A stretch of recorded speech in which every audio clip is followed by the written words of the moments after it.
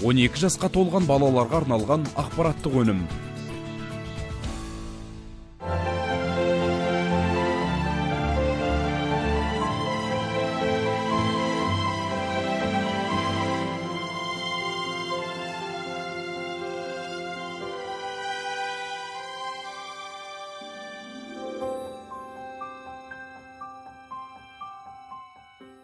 Армағайын, эфирде Үшбұлақтағы серуен хабары және оның жүргізушісімен Келбет Шәмші. Бүгінгі біздің хабарымыздың қонағы үздік педагог 2012 республикалық байқауының тұңғыш жеңімпазы, дарынды балаларға арналған мектеп интернатының қазақ тілі және әдебиеті пәнінің мұғалімі Базарбай Дүйсенбаев.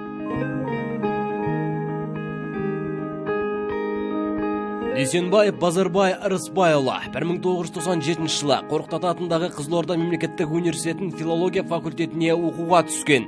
2001 жылы алғаш ұстаздық жолын Жамбыл облысы Жуалы ауданы нөмір 11-ші Тайыр Тасандиев атындағы орта мектебінде қазақ тілі мен әдебиеті пәнінің мұғалімі болып бастаған.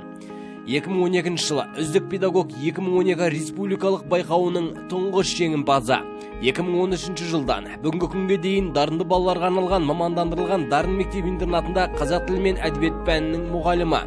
2018 жылы білім және ғылым министрінің құрмет грамотасы, 2020 жылы білім және ғылым министрінің алғыс хатымен марапатталған.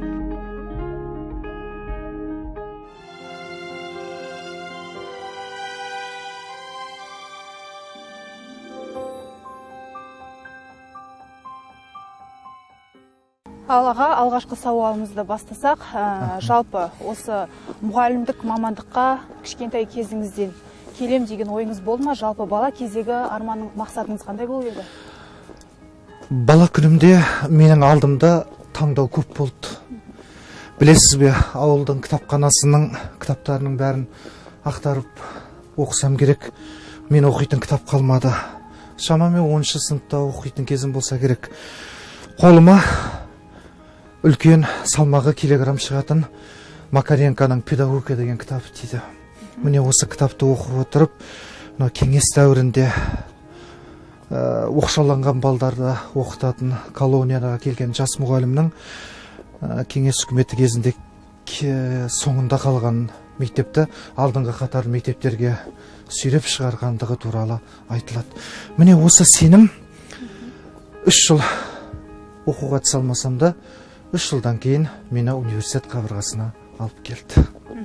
Жалпы қазіргі таңда облыстық дарынды балаларға арналған мектеп интернатында жұмыс жасап жатырсыз. 3-ші тоқсан басталғалы 1 айға жуық уақыт болды. Осы 3-ші тоқсанда балалар қандай қарқынмен келді? Жалпы балалардың білім сапасының деңгейі қандай? Біз осы онлайн оқу арқылы нені түсіндік жалпы? Келбет, бұл төңіректе кеңірек әңгіме қозғауға болады. Қазақта тамаша сөз бар, баласыз үй қумазар дейді. Мектеп оқушысыз қумазар. Қараңызшы, сандық технология деген ұғым бар. Осы білім саласына дендеп енгендігінің дәлелі. Білесіз бе, қазір кезде мұғалімдер өздерінің білімін жетілдіру арқылы оқушыларының назарын өздеріне аударып жатыр. Қазір кезде оқушылардың назарына смартфондар мен жаңа технологиялар өздеріне аударып жатыр. Мынау шетелдің Джеймс Тейлор деген кісі бар. Соның технология ұрпақтар деген кітабы бар. Сонда мынандай бір тәмсіл айтылады. Баланың миының дамуы бұл күрделі процесс дейді. Қазіргі смартфондар мен жаңа технологиялар балалардың миын дамытып қана қоймай, белгілі бір уақытта бірнеше міндетті жүктеп отыр дейді. Міне қазір санадағы революция бұл. Сандық революция деп қабылдау керек. Бұл әрине жетістік. Адамзат болашағын осы жаңа технологиялармен, сандық технологиялармен елестетусіз мүмкін емес. Жалпы біз онлайн оқу арқылы өзімізге не керегін, не керек емес екенін ажырата білдік қой. Әрине, мынау оқыту дегеніміз ол оқушы мен мұғалімнің арасында бірлікте жүзеге асатын процесс. Міне осы кезде көп деген әдіс тәсілдер онлайн жүйесінде өзінің өміршеңдік емес екендігін дәлелдеп берді. Міне біз осы бағытта көптеген жұмыс істеу керектігін, алдымызда қандай міндеттер бар екенін айқындап берді. Өзіңіз енді көп жылдан бері еңбек өтіліңіз бар, тәжірибелі ұстазсыз. Айта кетерлігі, жыл сайын осы бізде білім саласында оқу бағдарламасы өзгеріп жатады. Осы жөнінде не айтасыз? Бұл заңды нәрсе. Орта білімдегі білім жүйесін тек қана біздің Қазақстан емес, бүкіл әлем қарап жатыр. Неге? Біз осы 2016 жылдан бастап жаңартылған білім жүйесіне келдік. Неге келдік біз? Бұрынғы оқыту жүйесінен біз бас тарттық. Қарашы келбет, біз сыныпқа кіремізде оқушыларға тақырыпты түсіндіріп береміз. Мүмкіндігінше тақырыптан ауытқымау. Және балдарға осыны қайталау үшін тапсырма береміз, үй тапсырмасы береміз. Қарашы, балалардың мотивациясы, сыни ойлауы тасада қалып кетті. Міне бүгінгі жаңа реформа міне осыған алып келді. Жалпы қазіргі таңда ата-аналарды алатын болсақ, балалардың тәрбиесін мектепке артып қойғанды жөн санайтындай. Өзіңізде ата-анасыз. Бұл тұрғыда не айтасыз?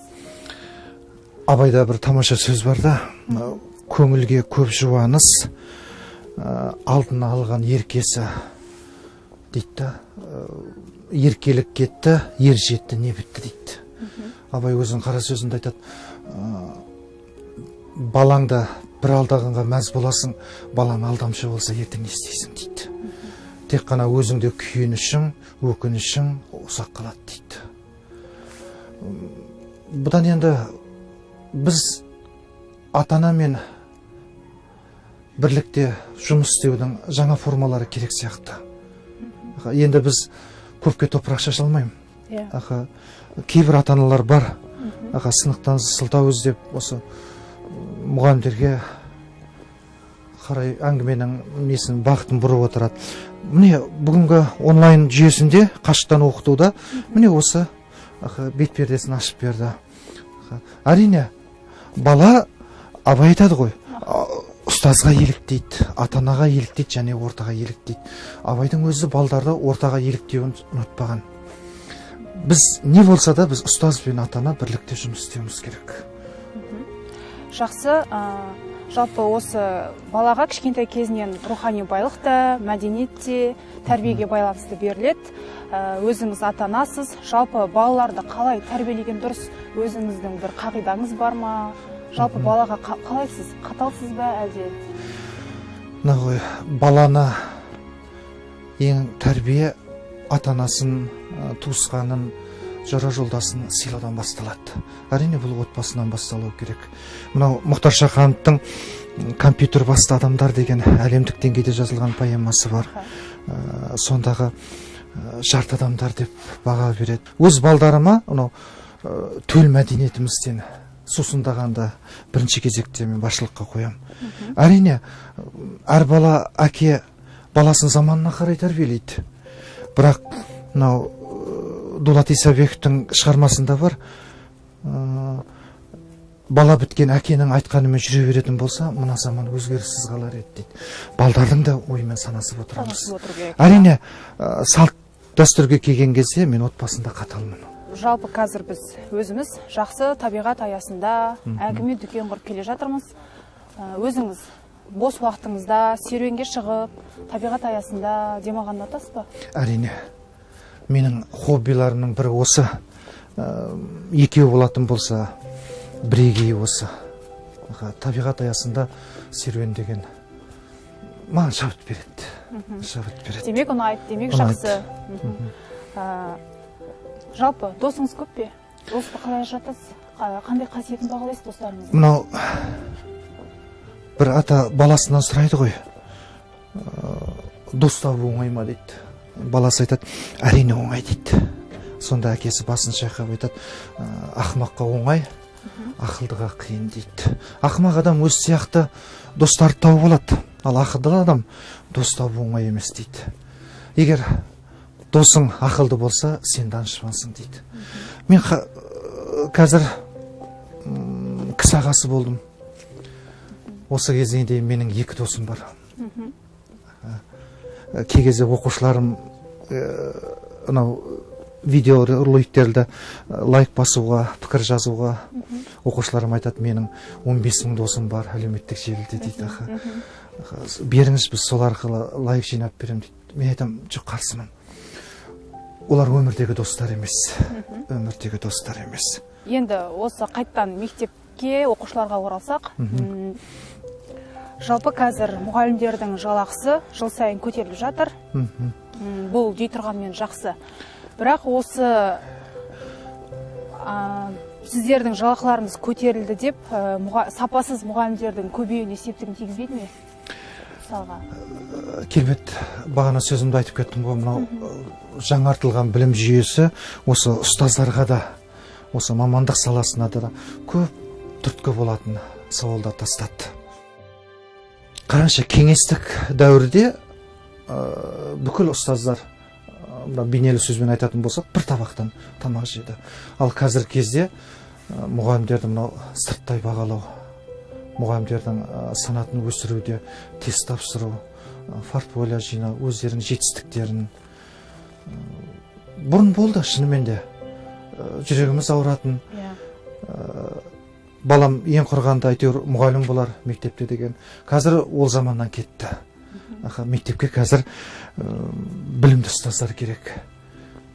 Өйткені бұны қоғамда, заманда талап етеді. Бұрынғы кездері өзіміздің де ата-аналарымыз айтады ғой, біздің кезде оқушылар мұғалімді құрметтейтін, сыйлайтын дейді.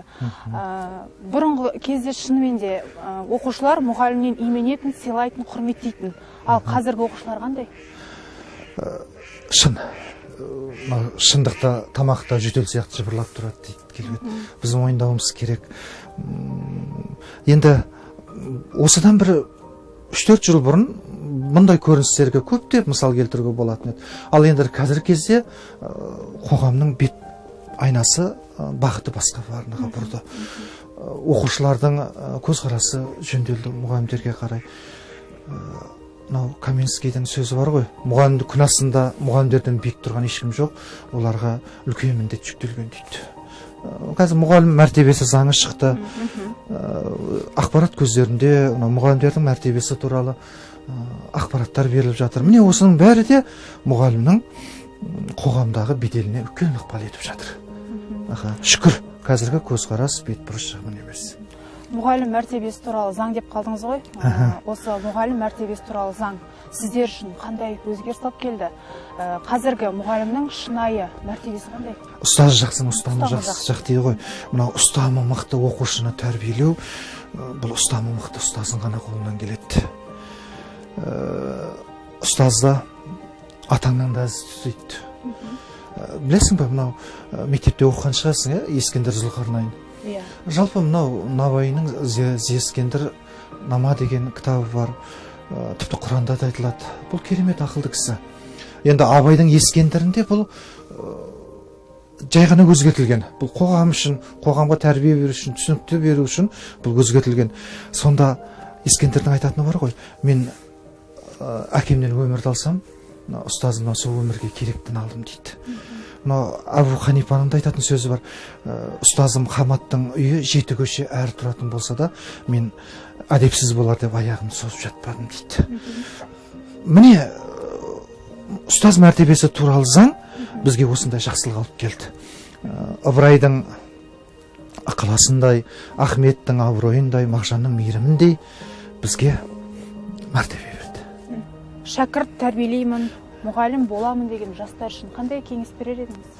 Мынау Мұқағали Мақатаевтан сұрайды, жалпы Мұқа өмірге не іздеп келдің деп. Сонда айтады ғой, өмірдің бергені маған көп. Асқар таудай әкені берді, Шалқар көлдей ананы берді, бойындағы құрақтай туысқанды берді. Бірақ сонда да мен өмірден 3 нәрсе іздеп келдім дейді. Біріншісі дос, бағана өзің айтқандар, екіншісі жар, үшінші мамандық дейді. Мамандық бұл менің қартайғанда алдыма жайылатын дастархан дейді. Абайдың 15-ші қара сөзінде бар, мынау ақылды мен ақылсыз адамның арасының өзіндік farқы бар дейді. Мынау есер адамдар өзінің не таңдағанын білмейді. Ал есті адамдар өзінің таңдауы арқылы өмір сүреді дейді. мен таңдар едім, айтар едім, мамандықты сүйіп таңдаңыздар. Өйткені ол ертеңгі сенің алдыңдағы дастарханың. Ертең сол дастарханның басында сен қонақ күтесің, адам күтесің, оқушыларыңды күтесің.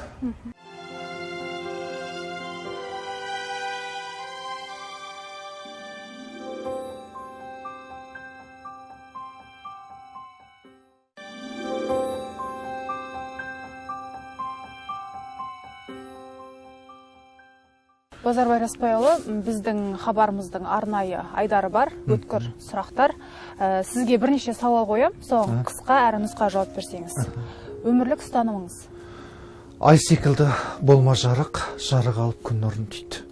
Мен оқушыларға да осындай өзіндік пікірің, өзіндік ұстанымың болуларды, өзіндік көзқарасың болуыңды мақсат тұтқам. Егер де білім министрі болсаңыз, білім саласына не өзгертер едіңіз? Неге көңіліңіз толмайды? Қазіргі кезде бірнеше жылына 1000-ға жуық ғылыми жұмыстар жазылады, бірақ солардың бәрі де іске асып жатқан жоқ. Қағаз жүзінде көшіру, плагиат. Мен осыларға шынайы көңіл бөлер едім. Жақсы. Мұқағали үшін Абай Гималай, ал сіз үшін кім? Абайда, сол Мұқағалида. Абайдың сөзі бар, жүрегіңе сүңгіде, түбің көзде, содан тапқан шын асыл тастай көрме дейді. Ал Мұқағалида тұныққа төніп қарада, тұнық боп көрін адамға дейді. Мұқағалидің айтатыны бар тағы да, болашаққа Абай болып аттау керек дейді. Мен болашаққа осы оқушыларымды Абай сияқты, Абайдың ізбасарлары сияқты жетектеп барғым келеді. Өмірде әттеген-ай деген кезіңіз болды ма? Әрине болды. Болды. Мен үшін белгісіз сәттерім болды. Белгісіз жылдарым болды. Мен қазір ұстаздың ашық сабағы эссе кітабын жазып жатырмын. Осы кітап жазу барысында ойланам, кейбір жылдарымда жазатын ақпарат жоқ. Міне болады деген ай. Жалпы өзіңіздің жақсы қасиетіңіз және кемшілігіңіз? Шындықтан бұрын жақсылыққа бет бұрған жақсы көрем. Үнемі жақсылыққа қарай қадам басам. Енді кемшіліксіз адам болмайды ғой. Бәрімізде кемшілік бар. Әрине мінез, мынау мінез бақытты болудың негізгі шарт дейді Әл-Фараби. Кей кезде осы көркемдік мінез таныта алмай жатам. Осы мінезіме байланысты кейбір олқылықтар, қате шешімдер қабылдап қойып жатам. Осы менің. Сіз үшін тәртібі нашар, қиын оқушының педагогикаға әдісі қандай? Жалпы кезінде бізді университетте бүйтіп оқытты. Мектепке келген бала таза тақта. Оған не жазам десең өзің біл дейді. Жоқ. Кез келген баланың бойында бір терең өскен бар. Бала жаман болмайды. Баланы тәрбиелеудегі қателіктер оны жаман жолға алып келеді. Уақытты ұту мүмкін бе? Уақытты ұту мүмкін бе? Ғалымдар зерттеді ғой, ең жылдам нәрсе ол адамның өмірі дейді. Ақыл мен шешім қабылдасаң, онда уақыт ұтуға болады.